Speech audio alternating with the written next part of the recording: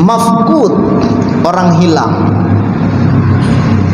Mungkin ada tetangga kita, Pak, beliau ini profesinya nelayan, nangkap ikan, kebetulan laut pasang, tidak balik-balik. Ini nggak kita inginkan cerita seperti ini, tapi kan ketika ada kasus kita bisa menyelesaikan permasalahannya.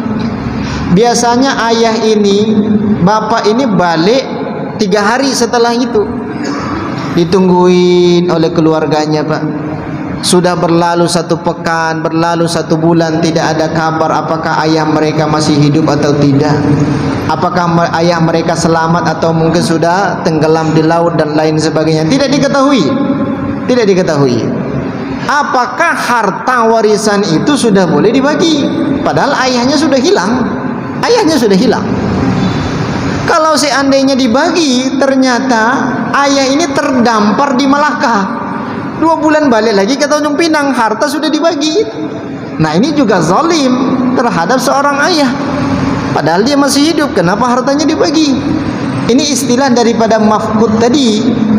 Nah, kalau kita lihat pandangan para ulama, di antaranya adalah ulama-ulama Syafi'iyah memberikan syarat ketika ayah ini hilang dan usia daripada ayahnya, mungkin ada orang lain tetangga lagi sama, letingnya kurang lebih usianya 70 tahun, ternyata usia daripada seusia ayahnya 70 tahun ini sudah pada meninggal semua, baru boleh ayah itu dikategorikan meninggal dunia. Memang berat sudah 70 tahun.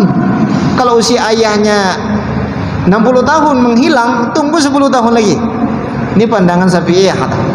Ya, lihat dulu, ya, letting-letting daripada ayahnya di masyarakat itu apakah sudah pada meninggal dunia semua atau tidak. Kalau sudah meninggal dunia, anggap orang tua itu sudah wafat. Berarti lama dong, kita menunggu sampai 10 tahun, Pak, baru harta itu dibagi. Iya, kalau tidak diambil oleh anak yang paling tua. Takutnya anak yang paling tua yang lebih menguasai daripada harta itu. Maka ada solusi yang diberikan oleh para ulama.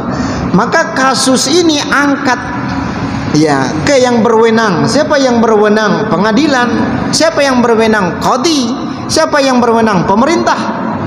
Maka angkat kasus ini kepada pemerintah. Tim SAR turun tangan untuk mencari ayah ini.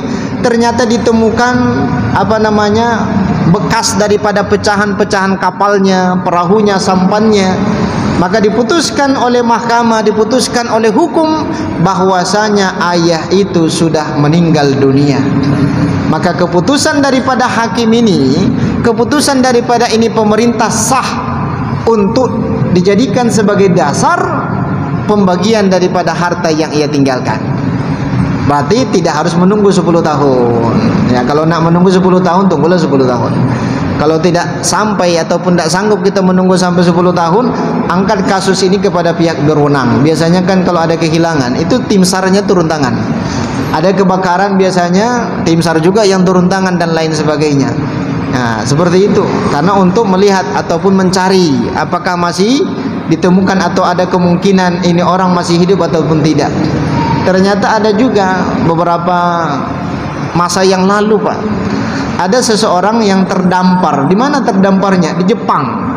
Terdamparnya di Jepang, berarti di bawah ombak. Berapa lama dia di laut itu? Kurang lebih 2 pekan.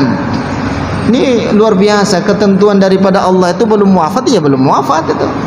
Nah, maka kalau sudah ada diputuskan oleh mahkamah, diputuskan oleh pemerintah, ini orang sudah dikategorikan wafat dan sah, maka itulah sebagai pijakan daripada ahli waris untuk membagi daripada harta-harta yang ditinggalkan oleh ayah mereka. Yang namanya anak-anak yang soleh dan soleha itu, Pak, ternyata beberapa masa setelah itu ayahnya muncul kembali, akan dikembalikan itu harta. Kalau anak yang serakah nggak akan dikembalikan. Jangankan ayahnya sudah wafat, sebelum wafat saja terkadang harta ayahnya sudah diambil oleh dia. Ini keserakahannya luar biasa tuh. Tapi Bapak Ibu yang dimuliakan Allah Subhanahu wa taala, inilah pembahasan ataupun penjelasan yang diberikan oleh para ulama-ulama kita terkait daripada kewarisan seorang janin yang belum terlahir, kewarisan ataupun orang yang mafkud hilang, apakah dikategorikan beliau ini sudah mati ataupun tidak, meninggal ataupun tidak, ya sesuai dengan ketetapan ataupun ketentuan daripada pemerintah setempat, dikarenakan sudah ada ikhtiar, ada upaya yang dilakukan untuk mencari daripada jasadnya tidak ditemukan. Bapak Ibu yang dimuliakan Allah Subhanahu wa taala, kita tutup majelis kita ini dengan lafaz alhamdulillah, alhamdulillahirabbil alamin, dan doa kafaratul majlis, subhanakallahumma wa bihamdika asyhadu an la ilaha illa anta astaghfiruka wa atubu ilaik. Akhir kalam ini, wassalamu alaikum warahmatullahi wabarakatuh.